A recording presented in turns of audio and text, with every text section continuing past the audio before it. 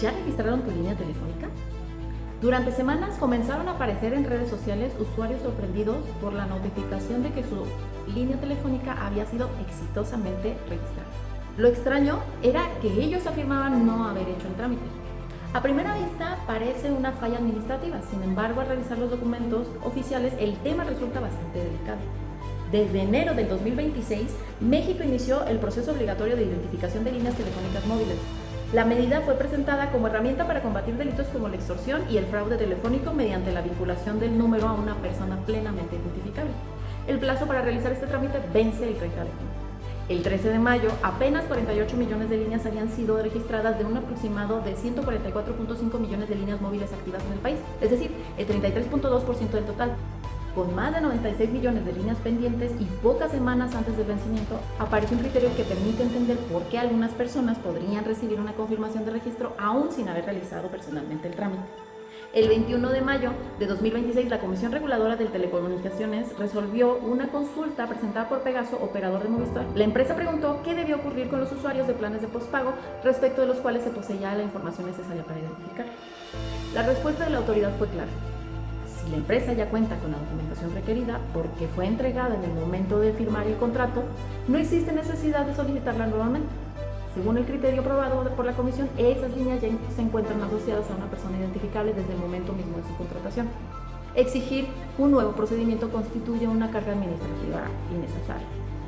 Desde la lógica administrativa, el razonamiento parece eficiente. Si la empresa ya tiene una identificación oficial, la CURP y los datos contractuales del usuario, volver a pedirlos parece redundante. Pero desde la lógica de la protección de datos personales, el problema no es si la empresa tiene los datos. El problema es para qué fueron recabados. La Ley Federal de Protección de Datos Personales en posesión de los particulares establece que el tratamiento de datos debe limitarse al cumplimiento de las finalidades previstas en el aviso de privacidad. Si el responsable pretende tratar los datos para una finalidad completamente distinta, debe obtener nuevamente el consentimiento del titular. La misma ley obliga a informar a los titulares qué datos se van a recabar y con qué finalidades mediante el aviso de privacidad. Ahí está la atención. Cuando una persona contrata una línea telefónica de postpago, entrega información para celebrar un contrato y recibir un servicio. Lo que ahora interpreta la CRT es que la información también puede utilizarse para cumplir una obligación regulatoria posterior, la obligación de la vinculación de las líneas. El criterio no prueba por sí mismo la ilegalidad, pero sí plantea una pregunta muy seria. ¿Puede la autoridad considerar que una finalidad contractual y una finalidad regulatoria posterior son equivalentes solo porque utilizan los mismos datos? Los especialistas más estrictos en protección de datos seguramente están observando este punto. No porque se trate de un tecnicismo menor, sino porque el principio de finalidad existe precisamente para impedir que los datos personales se conviertan en una autorización abierta para usos futuros no informados con claridad. Además, la coincidencia temporal no es irrelevante. El criterio aparece cuando el registro avanza lentamente y el plazo se acerca a vencer. Esto no demuestra una intención indebida, pero sí obliga a preguntarnos si estamos frente a una simple medida de simplificación administrativa o frente a alguna interpretación demasiado amplia de la regla básica en materia de protección de datos.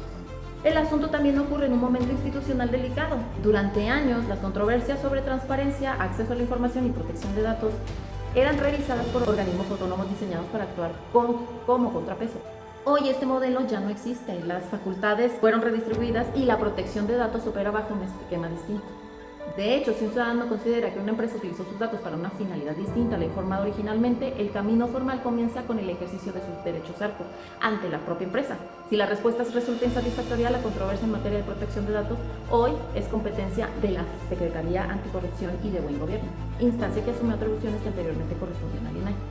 Eso vuelve más importante la discusión, no menos, porque no estamos hablando únicamente de una interpretación administrativa sobre líneas telefónicas. Estamos hablando de uno de los principios fundamentales sobre los cuales descansa la protección de datos personales en México, porque la justificación oficial del registro es la seguridad, combatir extorsiones, fraudes y delitos cometidos mediante líneas telefónicas. Y claro, es una finalidad legítima, nadie discute que el Estado no deba atender esos delitos, pero precisamente porque hablamos de seguridad, la pregunta sobre los límites se vuelve indispensable. Si los datos entregados para una finalidad pueden utilizarse para otra cuando existe un interés público relevante, ¿dónde se traza la línea? Hoy hablamos de líneas telefónicas, mañana podemos hablar de cualquier otra base de datos que ya exista y que bajo determinada interpretación pudiera considerarse útil para cumplir el objetivo público. No se trata de sugerir que esto vaya a ocurrir. Se trata de reconocer que en materia de seguridad siempre habrá razones para querer más información. La pregunta democrática no es si más información puede ser útil. La pregunta es ¿Quién decide cuándo esa utilidad justifica cambiar el propósito para el cual los ciudadanos entregaron sus datos? Tal vez el criterio de la CRT sea solo una medida razonable para facilitar el cumplimiento de la política pública, tal vez. Pero cuando el cumplimiento de esa política empieza a depender de reinterpretar el uso de millones de datos personales, lo mínimo exigible es una discusión pública mucho más seria que la que hemos estado teniendo hasta ahora.